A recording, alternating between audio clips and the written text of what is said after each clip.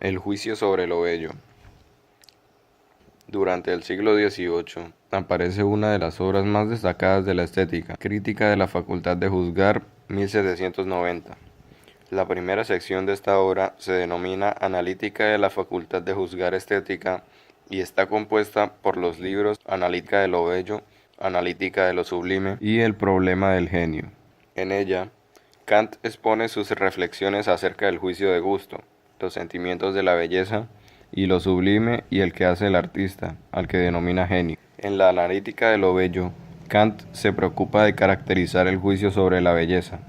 Empieza produciendo el concepto del desinterés, sin interés, como el primero que exige el juicio estético. Gusto es la facultad de juzgar un objeto o un modo de representación por una complacencia o displacencia sin interés alguno. El objeto de tal complacencia se llama bello. Para Kant, la experiencia estética es desinteresada porque cuando decimos que un objeto es bello, lo hacemos sin querer poseer el objeto, ni con la intención de satisfacer un deseo. En otras palabras, el juicio estético es un juicio de contemplación, cual surge de la imagen que nos hagamos de aquello que se juzga. Las satisfacciones que dependen del interés son de dos clases, una inmediata, propia de los sentidos, y otra mediata, propia del entendimiento y de la razón.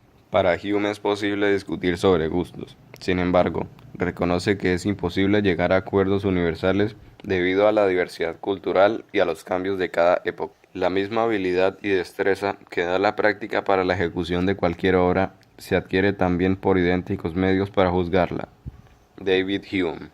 Para Hume es posible discutir sobre gustos. Sin embargo, reconoce que es imposible llegar a acuerdos universales debido a la diversidad cultural y a los cambios de cada época.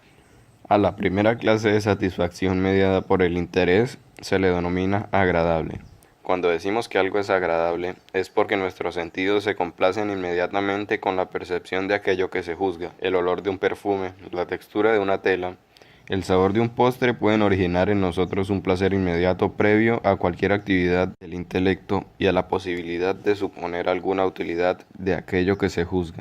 Lo agradable es una sensación que se origina en el sujeto cuando los sentidos son impresionados de una manera satisfactoria por el objeto de la percepción. Esa complacencia es interesada, pues genera una inclinación del sujeto por objetos semejantes al que suscita esa sensación.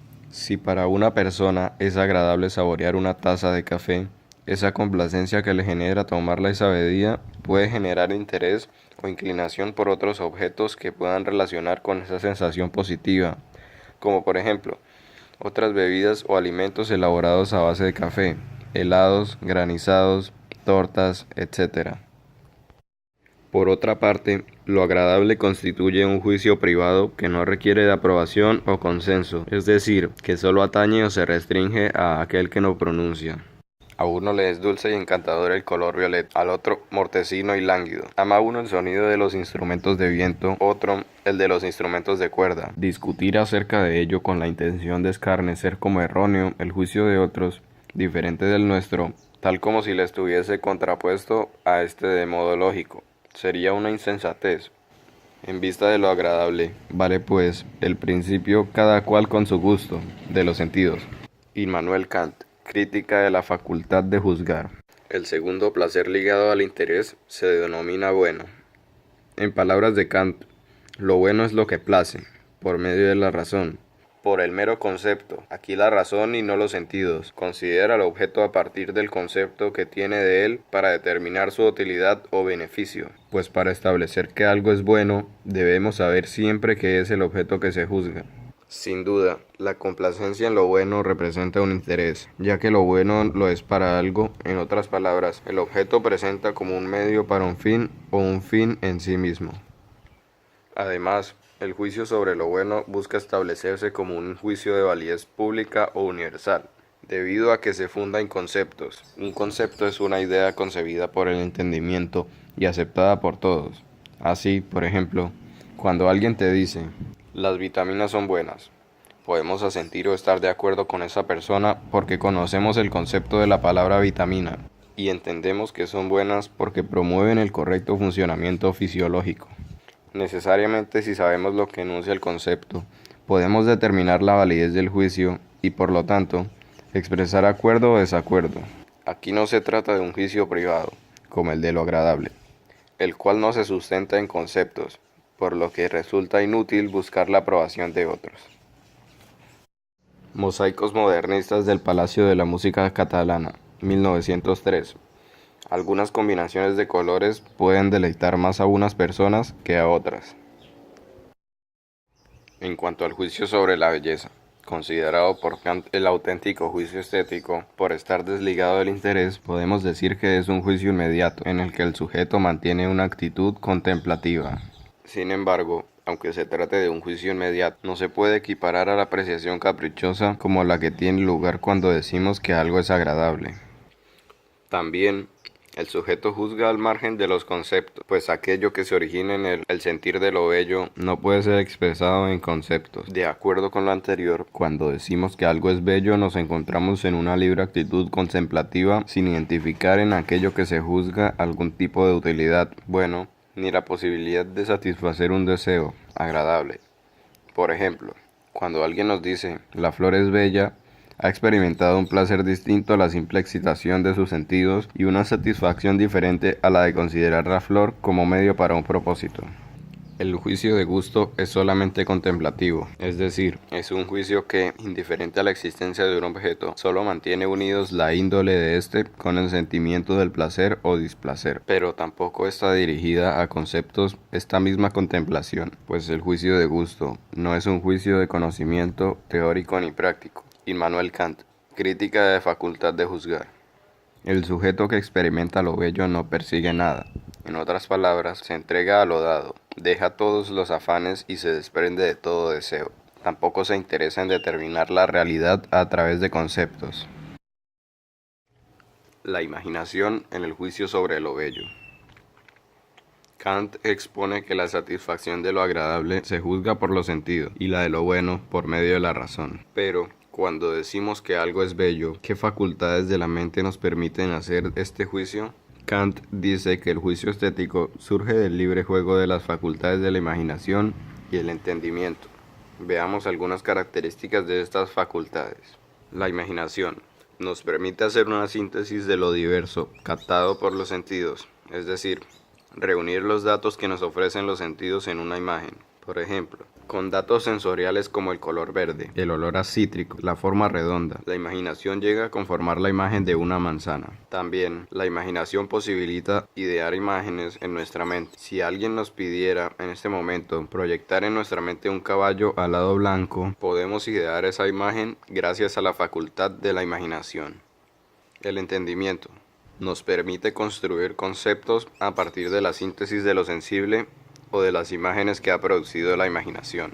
Por ejemplo, frente a la imagen de la manzana, el entendimiento nos posibilita generar ideas como: la manzana es un fruto de forma globosa y semillas pequeñas, que crece en los árboles del manzano. Claude Monet, Nenúfares blancos, 1899. Cuando decimos que algo es bello, nuestro ánimo experimenta la armonía. Agradable llama a alguien a lo que le deleita, bello a lo que simplemente le place, bueno a lo que es estimado o aprobado. Immanuel Kant. Cuando decimos que algo es bello, la imaginación actúa en un libre juego con el entendimiento, porque ella no se somete a la manera corriente de actuar del entendimiento, cuya tarea es la de producir conceptos. En lugar de elaborar un concepto sobre aquello que se observa, el entendimiento deja libre a la imaginación. Por eso, cuando expresamos que algo es bello, no estamos predicando un juicio de conocimiento. Nos referimos al placer que suscita en nosotros aquello que contemplamos de manera desinteresada. La universalidad del juicio sobre lo bello. Kant supone que cuando alguien dice que algo es bello, es completamente viable que otros sujetos estén de acuerdo. Esto es posible si se cumple con la primera condición del juicio estético: juzgar desinteresadamente. Si un conjunto de personas juzga de manera desinteresada a un objeto, es decir, sin tener algún tipo de inclinación hacia este o identificar una utilidad en él, lo que sucede es que llegarán a la misma conclusión: este objeto es bello. Pero si una o varias personas del conjunto juzgan equivocadamente lo bello por la intromisión de algún tipo de interés, la pretensión del acuerdo no se alcanza. En ese último caso, los sujetos que han juzgado con interés entrarían en discrepancia con aquellos que solo buscan la aprobación de los demás cuando dicen que algo es bello. ¿Hay conceptos de belleza? Luego de aproximarnos a la caracterización que hace Kant sobre la belleza, muy seguramente hemos podido percibir que sus planteamientos se oponen a los de algunos teóricos del arte y artistas que proponen conceptos de belleza y establecen normas para que, al aplicarla, sea posible determinar si un objeto es o no bello. Recordemos, por ejemplo, que en la antigüedad se determinaba que lo bello debería ajustarse a una adecuada proporción en las formas y seguir una medida o canon permitiera aproximarse lo más posible a la representación de lo perfecto. Kant considera que en efecto es posible juzgar la belleza a partir de unas reglas o conceptos predeterminados. Sin embargo, el juicio que se origina de aplicar estos conceptos o normas no es un juicio libre ni desinteresado. Por eso plantea hablar de dos clases de belleza.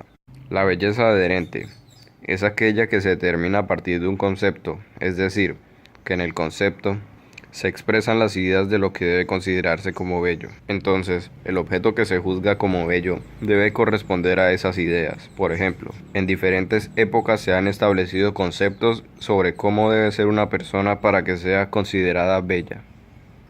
La belleza libre constituye la verdadera experiencia estética porque no presupone ningún concepto. Tampoco está sometida a reglas. Por ejemplo, nadie tiene una idea de cómo debe ser un atardecer, una flor o un ave. Simplemente al contemplarlos se suscita placer.